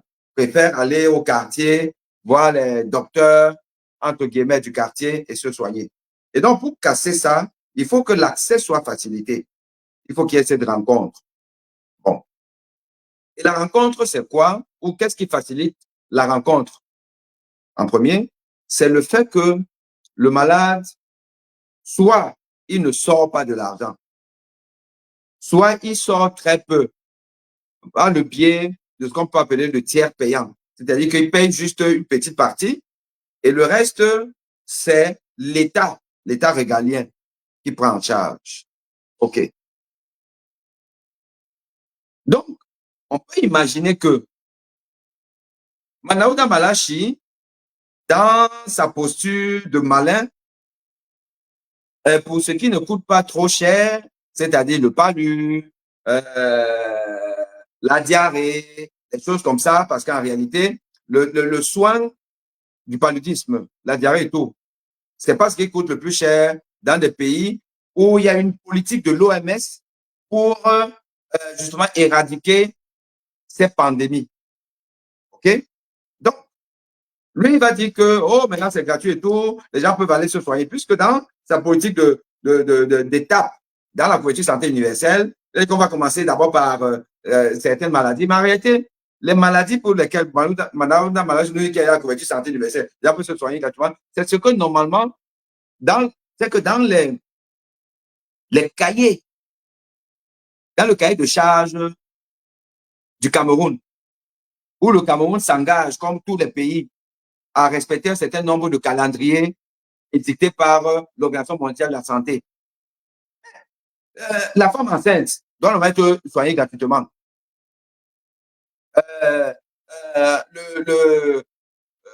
Le bébé, le palu, la tuberculose, toutes ces maladies-là qui font partie d'un package où le monde entier, parce que vous savez que l'OMS, les bailleurs de fonds, c'est les États, et les États africains cotisent très peu, on le sait, mais c'est surtout les autres qui cotisent beaucoup, plus les institutions telles que les institutions privées, les Bill Gates et tout ça là, qui financent beaucoup l'OMS. Et cet argent-là, donc, est redistribué après aux pays, les pays là qui jouent toujours aux pauvres, alors que leurs dirigeants sont les plus riches du monde. Donc, il y a des obligations. Maintenant, ce que Manaouda Malachi fait, ce qui dit que la couverture santé universelle, c'est ce que normalement, ils sont obligés de faire depuis, même avant l'histoire de la couverture santé universelle. C'est-à-dire que le peuple camerounais doit pouvoir se soigner. La femme enceinte du 3e trimestre doit pouvoir se soigner gratuitement. Le bébé doit pouvoir se soigner gratuitement. La tuberculose, le palu, comme le VIH, ceux qui a eu le financement du VIH, l'accès aujourd'hui est facilité. C'est dans le même ordre d'idée que la diarrhée, les machins, tout comme ça. Donc, quand Manaouda nous parle de ça, c'est le banditisme, c'est la fémania. Bon. Et maintenant, quand il dit même ça, quand il dit ça, oui, quand tu es dans un hôpital, même, comment on appelle ça là, un CMA, centre médical d'arrondissement, n'importe où, autour là, tu dois pouvoir soigner le palu. Le palu aujourd'hui, le protocole, tu dois pouvoir te soigner. Donc, on va te soigner, mais il n'y a pas que le palu en Afrique. Il n'y a pas que les diarrhées. Il n'y a pas que ça. Il y a des choses qui sont maintenant un peu plus complexes, on va dire, mais en réalité qui ne sont pas complexes. On doit pouvoir te soigner parce que tu as une douleur à la poitrine et tu dois pouvoir... attendez, je n'ai pas... Tu dois pouvoir arriver dans n'importe quelle structure sanitaire dans une ville au Cameroun avec une douleur à la poitrine et qu'on te prenne en charge aux urgences en te faisant au minimum une prise de sang, un électrocardiogramme. Au minimum, tu dois avoir prise de sang, électrocardiogramme, radio pulmonaire quand tu es dans n'importe quelle urgence du Cameroun. Et qu'en fonction maintenant de la clinique, comme on dit, est-ce qu'il respire bien, il ne respire pas bien, qu'on puisse te faire les gaz du sang. Les gaz du sang. C'est-à-dire que on pique, par exemple, ici, là, au niveau de l'artère radiale, on prend un peu de sang, on met dans un appareil pour analyser ton taux d'oxygène dans le sang. On va analyser ton taux de gaz carbonique dans le sang. On va analyser tes lactates dans le sang. On doit pouvoir faire ça en fonction de la clinique. Ça, c'est le B.A.B.A. dans un service d'urgence.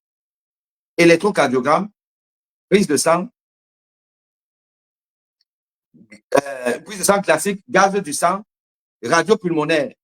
Alors, je pose maintenant la question à Manaouda Malachi. Et ça, c'est ce que un ou une journaliste devrait pouvoir poser, et c'est l'occasion, devrait pouvoir poser à un ministre, parce que le journaliste là, a potassé le travail, s'est approché des spécialistes, pour dire que bon, pose-lui cette question. Est-ce que si je suis en Nguelmetoka, j'ai du mal à respirer avec des douleurs à la poitrine, je peux aller à l'hôpital de Nguelmetoka et avoir électrocardiogramme, radio pulmonaire, prise de sang, gaz de sang. Je peux, oui ou non? C'est ça, la couverture santé universelle. Et que je peux avoir ça à vil prix, en payant un truc symbolique. Est-ce que je peux avoir ça? Non. Si je ne peux pas avoir ça, il n'y a pas de couverture santé universelle. il ne faut pas faire la fémania. Le tout n'est pas dit que, parce que la couverture santé universelle implique même que les soins sont de meilleure qualité. Et ça va être de meilleure qualité, pourquoi? Parce que l'État aura injecté de l'argent dans la formation du personnel soignant. Et vous savez ce que je pense de la formation du personnel soignant au Cameroun. Vous savez ce que j'en pense. Donc, vous ne pouvez pas. Parce qu'en plus, quand on va même vous mettre, parce qu'effectivement, il y a un médecin, il y a des gens naïfs, vous pouvez tomber sur un philanthrope, là, le gars, il va même bientôt mourir, il aime l'Afrique et tout, il a eu une connexion, je ne sais pas tout comment, il a plein d'argent, il dit qu'il va aller, je vais vous équiper, je vais équiper un hôpital d'un matériel de dernière génération. Oui, ça peut même arriver. Ça va arriver là-bas. Qui va utiliser? Est-ce que vous savez que les équipements mis dans les établissements nouvellement créés, même au Cameroun, oui, on met même les équipements. Bon, je ne pas le dernier créé, il ne faut pas qu'il nous raconte ces histoires. Mais parfois, il y a même des équipements neufs. Souvent, même, c'est justement des dons. Parfois, on reçoit des dons, mais quand tu as reçu le don, est-ce que tu vas gâter ça pour dire que, bon, non, moi, je n'aime pas le don. Tu vas prendre, tu vas mettre là. Mais je vous dis que ce qui arrive au Cameroun, dans tous les pays à gouvernance bizarre, là, c'est pareil. Au Tchad, ils ont eu un hôpital, on appelle hôpital, j'oublie un peu le nom, mais c'est un hôpital de référence aussi, à N'Djamena. Équipé. Mais il n'y a personne pour travailler dessus. Donc, un équipement qui ne fonctionne pas, vous savez ce qui vient. Le Niger avait fait pareil. Au bâtiment et tout, on met même le matériel. Mais le personnel médical dans certains pays d'Afrique, dont le Cameroun, est mal formé, sous-formé. Parce que les équipements de pointe nécessitent une certaine expertise. Il faut envoyer des gens à l'étranger pour se former. Vous, comme vous voyez Manaouda Malaysia, en train d'envoyer les gens, si tu n'es pas sa jomba, tu n'es pas sa copine et tout, il va t'envoyer. Sois un peu sérieux. Donc, en réalité, la couverture santé universelle n'est pas efficiente au Cameroun, ne le sera pas parce que, l'État ne met pas assez d'argent dans la formation du personnel, dans l'équipement du personnel et dans, comment on appelle ça, le financement de ce soin. Parce que le soin a un coût. Que tu sois en Afrique, en Europe, partout, le soin a un coût. Voilà, il ne faut pas te mentir. Il y a quelqu'un qui paye toujours quelque part. Il y a quelqu'un qui paye. Et maintenant, l'État ne paye pas parce qu'il ne finance pas suffisamment, ne met pas de l'argent. Et donc, vous allez avoir des soins à minima avec des protocoles un peu bizarres, des protocoles qui ne sont pas reconnus, même par l'OMS et tout. On va vous mettre ça là, une perfusion de tu sais pas tout ce qu'il y a à l'intérieur, les machins, tout comme ça là. Et voilà. Et donc, le malade, il ne va pas guérir. Il y aura une accalmie, il va sortir, il va rechuter, il va revenir et tout. Et finalement, le moins cher est cher, ça coûte encore plus cher. Donc, tout ça, il faut pouvoir foncer sur Manaouda, le traquer avec des questions bien précises. Tant. On voit comment il a des difficultés à mentir. Parce que même mentir, là, il faut être intelligent pour mentir. Voilà. Donc, ça, c'est un peu ce que je voulais vous dire aussi un peu en aparté à propos de la couverture santé universelle. Ne vous leurrez pas, ça nous coûte des milliards parce que vous savez, depuis qu'on parle de ça, on vous dit que c'est telle entreprise, par exemple, toutes les entreprises étrangères qui va faire ceci, qui implémente ceci, le serveur, c'est machin, tout ça, c'est les milliards, il y a une opacité, il met l'argent dans sa poche et vous n'avez que vos larmes pour pleurer. Peuple camerounais, vous pouvez prendre l'affaire là dans tous les sens. Nous sommes niqués. Nous sommes niqués. Nous sommes niqués par des hommes qui ont compris que, dis donc, ça c'est le trésor. Un peuple en mort, un peuple spectateur, un peuple qui commente, d'ailleurs qui tourne le dos au vrai sujet. Regardez combien nous sommes. Regardez, c'est pas compliqué. Regardez combien nous sommes. Quand on est 40, sur un live comme celui-ci là, on a même beaucoup fait. Or, on parle de quoi? On parle de la santé. On parle de la posture d'un ministre. Et après, on va s'étonner que, oh, il a tué les morts. Oh, je suis allé à l'hôpital, je suis resté là-bas. Ou ma soeur est allée là-bas, elle est passée par la réa pour atterrir à la mort. C'est tout ça. C'est pas compliqué. Bon, moi, je dis toujours que moi, je fais mon devoir. Vous-même qui êtes là, vous faites aussi votre devoir. On est dans notre devoir. Maintenant, après, c'est le sauve qui peut au Cameroun. C'est le sauve qui peut. Ok, moi, si tu as j'ai un dernier commentaire et après on va terminer le live. Il n'avait pas pour vocation d'être très long. Voilà, c'était juste pour commenter les déclarations du ministre. Franchement, je suis très content, hein, parce que au moins, nous qui essayons d'officier dans ce domaine-là, on peut être des personnes ressources, on peut apporter des idées. Donc, dans le cadre de la couverture santé universelle dont parlait le ministre, je voudrais croire qu'il n'est pas en train de faire de l'amalgame de tout ce que tu as dit, par exemple, parce que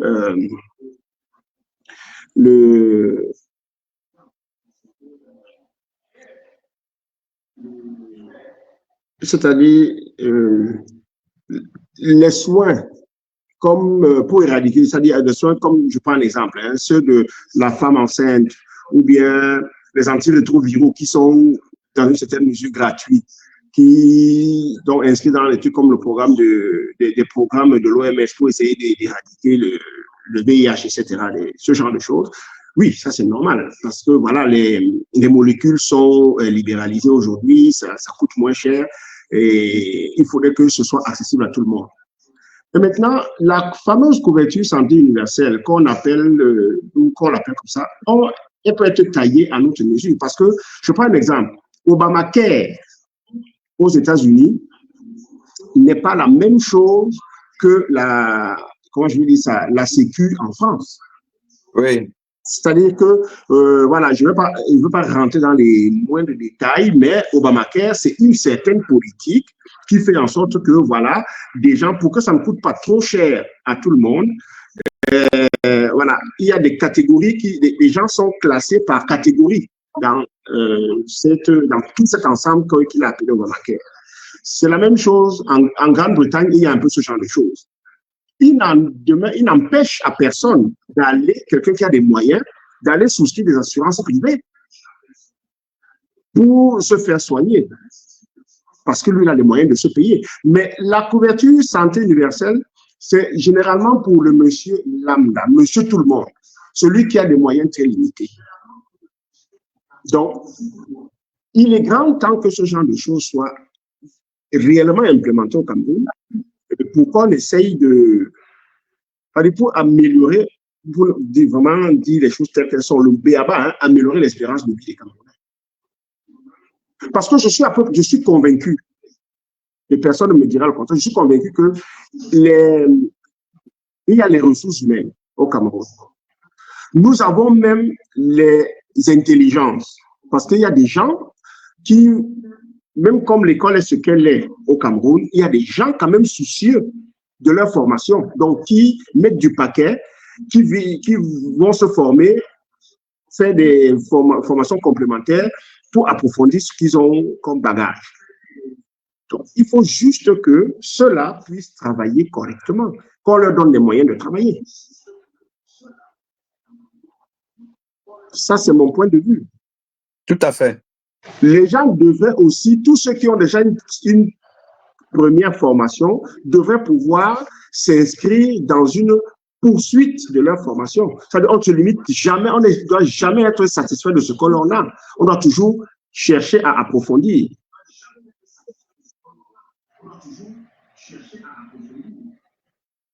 Donc, voilà ce que je peux dire. Je suis très content que tu aies eu l'initiative qu'on discute un peu de ce domaine qui est très, ma foi, est très important non seulement pour le Cameroun, mais pour le monde entier. Absolument. Absolument. Merci pour ta contribution. Bon, donc là, je pense qu'on est tous d'accord que Panaouda ne nous a rien appris. Là, il ne nous a rien appris. il s'adressait pas à nous parce qu'il sait que on ne peut pas croire à ce qu'il dit parce que lui-même, il ne croit pas à ça. Il faut juste regarder même l'expression de son visage pour comprendre qu'il est simplement dans de la fémania, voilà, mais il essaie de faire le peuple ignorant, le peuple acculturé, comme je dis, le peuple qui n'attend et n'entend que la parole des hommes d'État, des hommes du pouvoir, parce que pour eux, c'est des gens qui ont la bonne moralité, qui ont le crédit pour parler. Voilà. Et donc, nous devons être les soldats de la conscience collective, les vigiles de la conscience, pour ne pas laisser justement les naïfs se faire avoir. Bon, donc ça, c'était un peu le but de ce live. Je vous remercie d'avoir été là. Continuons à rester dans l'éveil, voilà, pour que ce pays qui a aujourd'hui piétiné à travers le monde, voilà, parce que nous sommes tous dans les réseaux sociaux, on voit ce qui se dit du Cameroun, et c'est un peu dommage. C'est un peu dommage que nous, le peuple, nous ne voulons pas vraiment prendre notre destin en main, et nous continuons à être spectateurs et à tourner le dos. Bon, moi, je dis toujours que ce qui est important, c'est que à la fin de la vie de chacun, que tu te dises que bon, je n'ai aucun regret, j'ai fait ce que j'ai pu, j'ai tout donné. Maintenant, je ne suis pas maître de ce qui est arrivé. Voilà. OK. C'est-à-dire que je vais demander 2 mots pour conclure. J'ai suivi ce matin au réveil un extrait d'une vidéo de Longuet. Peut-être pas forcément par rapport à ce qu'il a eu connu comme déboire, ce qui est public depuis mercredi dernier là. Mais je l'entendais parler de l'aisance, de son standing de vie. Et je vais vraiment paraphraser ce qu'il a dit. Il disait que parce qu'il doit probablement être en France ou en région parisienne, quelque chose comme ça. Oui. Et je l'ai entendu dire que si que maintenant il peut rester au Cameroun, il peut vivre au Cameroun sans envier celui qui vit en Europe, ce qui est tout à fait normal, hein, je peux que l'on comprenne. Mais ce qui m'a intéressé dans ses propos, c'est qu'il a dit « je n'ai plus faim ». Il m'a dit « je n'ai plus faim » et il a donné un peu ce qu'il peut gagner mensuellement. Je dis « c'est très bien ». Moi, aujourd'hui, je dis donc, il a dit qu'il continue à s'engager pour les causes perdues, etc. Moi, je dis par exemple, pour ne parler que de moi, je viens dans tous les lives qui concernent le pays. C'est par patriotisme que je le fais. C'est-à-dire que je viens ici parce que notre hymne national, moi, je ne chante pas ça, mais je la récite. Et je demande aux gens d'arrêter un peu de chanter l'hymne, mais de réciter cet hymne et de comprendre les mots qui sont. Et moi, c'est ça qui fait mon patriotisme. C'est-à-dire que nous avons, notre hymne national, c'est de l'énergie, pour faire bref. Et c'est ça qui me donne cette énergie de pouvoir venir dire 2, 3 mots, ce que je pense à mon petit niveau, hein, pour essayer de faire avancer les choses. Et tout ça, c'est vraiment pour le Cameroun, pour cette terre, pour cette chère patrie et cette terre chérie-là.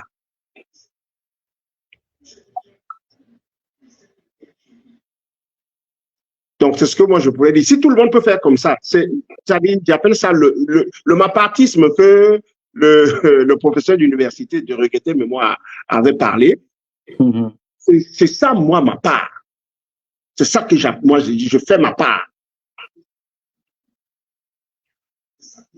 Franchement, je te remercie pour l'occasion que tu me donnes de le dire. Super. Super. Merci, Gustave. Et merci à tout le monde. Je vous souhaite donc un bon samedi, un bon week-end et que que la terre soit légère à nos ancêtres et qu'ils nous viennent en aide, parce que je pense que ils sont en colère. C'est pour ça que on voit aujourd'hui au Cameroun ce on n'aurait jamais imaginé. On n'aurait jamais imaginé avoir autant d'incompétence et de méchanceté à la tête du Cameroun. C'est-à-dire que c'est extraordinaire. Autant le peuple camerounais, c'est un peuple compétent. On le voit à travers le monde. Quand on parle d'Africains dans le monde, quel que soit le domaine, c'est difficile qu'il y ait 5 Africains qu'on cite sans qu'il y ait un Camerounais. C'est extraordinaire. Mais on est quand même pourtant le pays le plus mal dirigé au monde. C'est quand même ça, l'anomalie. Et en plus, avec une partie du peuple qui est dans la fascination de son bourreau, bon, c'est un peu compliqué. C'est un peu compliqué, ça, je l'avoue. Bon, écoute, qu'est-ce qu'on fait? On fait notre part. Allez, merci bien. Comment sortir du syndrome de Stockholm? Peut-être qu'on devrait pouvoir réfléchir là-dessus. Ben, on va faire un live sur le syndrome de Stockholm. J'ai beaucoup de théories médicales sur le syndrome de Stockholm et puis on verra que ça colle toujours avec le peuple camerounais. Bon, on parlera de ça. Allez, à bientôt. À bientôt. Ciao. Bon week-end. Ciao.